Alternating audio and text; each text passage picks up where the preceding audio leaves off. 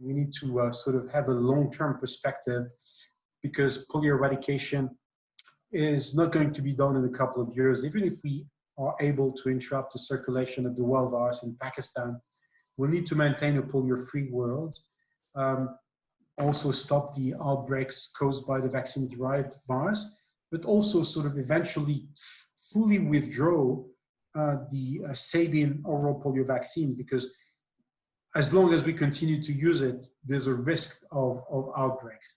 So it's a long-term perspective to stop all of these outbreaks, to withdraw the vaccine. So we need to look ahead. And then even if we stop the outbreaks, even if we withdraw the oral polio vaccine successfully, which we haven't been able to do with type 2, unfortunately, so far, we'll need to actually ensure that there is a very strong effort of containment of the virus in all of these laboratories and manufacturing plants and so on, where the wild or vaccine-derived viruses are being.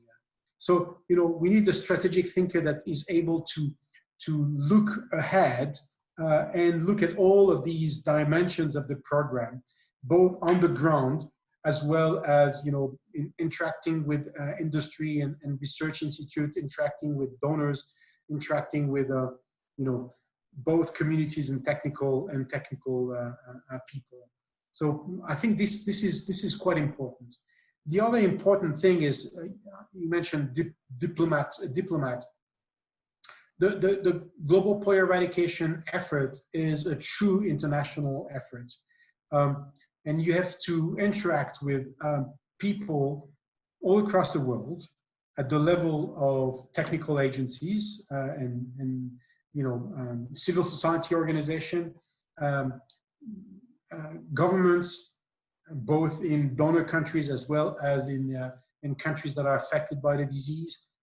You need to be able to speak to communities as well as to sort of technical peers. So, you know, you need to be able to adopt a proper listening mode and sort of then be able to adjust the strategy to what you're hearing. So I think that's why you need to be diplomat. Also because if you look at an organization like Rotary International, they're made of millions of volunteers that raise money to support the polio eradication effort. And, you know, they're coming from very different communities, but they are basically a grassroots organization with volunteers. And then on the other end of the spectrum, you have sort of donor governments in the UK or Canada that are sort of supporting with large amounts of money an international effort. And you need to be able to communicate both to a head of government or Minister of Health or Minister of International Development, as well as with sort of volunteers that, you know, spend their day as a volunteer to raise money for something that is out there, that is not in their country, that is out there, and they're going to, you know, raise millions of dollars, and they want to be able to understand how to motivate their friends, their colleagues, their communities to continue to finance, an effort that has been going on for 32 years. So, you know, having that ability to be understanding of their concerns, while at the same time being able to motivate a continued effort until we finish the job and convey how important this finishing the job is. You know, I think these are important skills. It is not something that the director of the program does alone.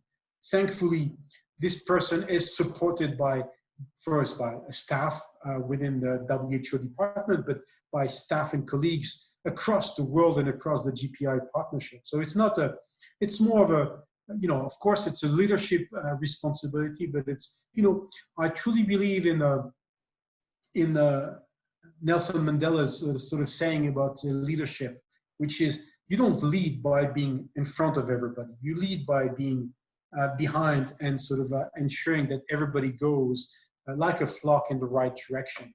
So leading, you know, can be sort of the dictator who leads and sets the direction, but also can be the person who mobilizes all of the energies and drives those energies in the right direction.